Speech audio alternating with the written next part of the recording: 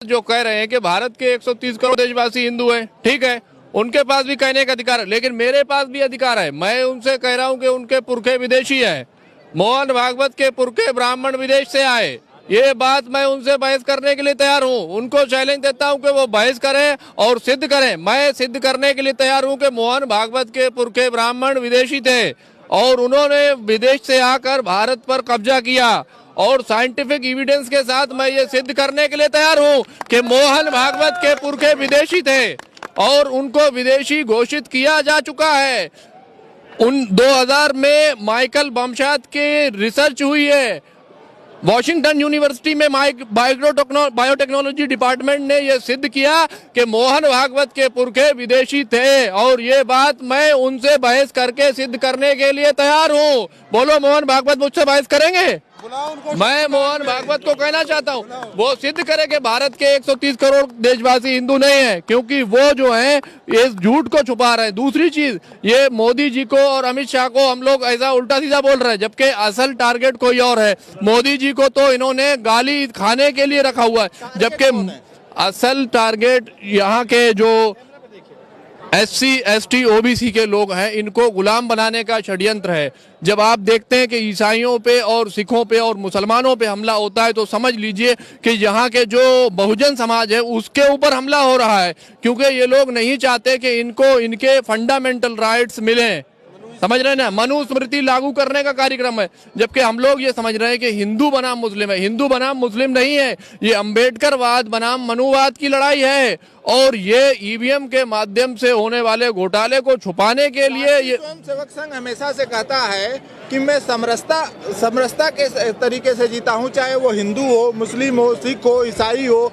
अभी मकर संक्रांति का पर्व था, तमाम पर्वों में उनके कार्यक्रम में मैं गया, जिसमें जो है आपके दलित भाई भी मिले, आपके मुस्लिम भाई भी मिले, तमाम लोग उसमें जा करके और खिचड़ी खाई। तो कैसे लगता है कि बिना समरसता के राष्ट्रीय स्वयंसेवक? मैं उनको पूछता हूं कि वो लोग कौन थे जो बाबा साहब अम्बेडकर को उनके जीवन में परेशान किया करते थे?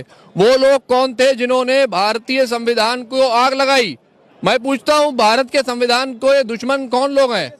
आप जब भारत के संविधान को नहीं मानते और उसके बाद कौन सी समरसता की बात करते हैं? वो लोग तो ये कहते हैं कि हम संविधान को नहीं मानते। संविधान को अगर तुम नहीं मानते हो तो कौन से समरसता की बात कर रहे हो? तुम भारत के तिरंगे को नहीं लहराते हो, भारत के तिरंगे को तुमने 52 साल तक नहीं लहराया, कौन सी समरसता की बात कर रहे हो? जब तक तुम भारतीय संविधान को नहीं मानोगे और भारत के तिरंगे को नहीं स्वीकार करोगे, तब तक समरसता की सारी बातें झूठी हैं, और इसके लिए तुम्हें भारतीय संविधान को मानना पड़ेगा और स्वीकार करना पड़ेगा कि ये 130 करोड़ देशवासी इसी देश के नागरिक हैं। ये कोई भी धर्म के आधार पर नहीं बना ये देश, इसीलिए हम बार बार कहते। जब महात्मा गांधी उनके कैंप में गए, जी, वहाँ पे उन्होंने देखा कि उन्होंने किसी से पूछा कि भाई आप क्या नाम है आपका?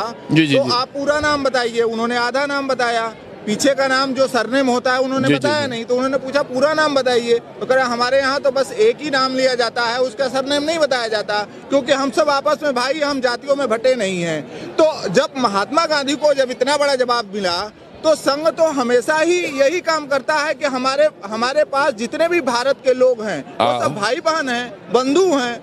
अगर संघ ऐसा कहता है तो मैं संघ को पूछना चाहता हूं कि संघ का जो राष्ट्रीय सर संचालक होता है वो आज तक किसी मुसलमान को क्यों नहीं बनाया? क्यों नहीं बनाते हो किसी दलित को अपना सर संचालक? झूठ बोलते हो और दिखावा करते हो एकता का।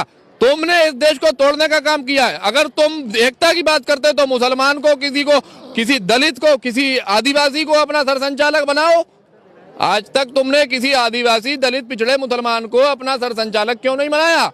तुम झूठ बोलते हो और एकता का दिखावा करते हो, जबकि तुम ही इस देश को तोड़ने वाले हो और तुम ही इस देश के संविधान को, इस देश के जो बहुजन समाज के लोग हैं उनको खंडित करने वाले हो। संघ ये कहता है कि हमारी जो प्राथमिकता है, जो स्वयंसेवक शाखा में आता है, शाखा के जरिए ही वो आगे पहुंचता है।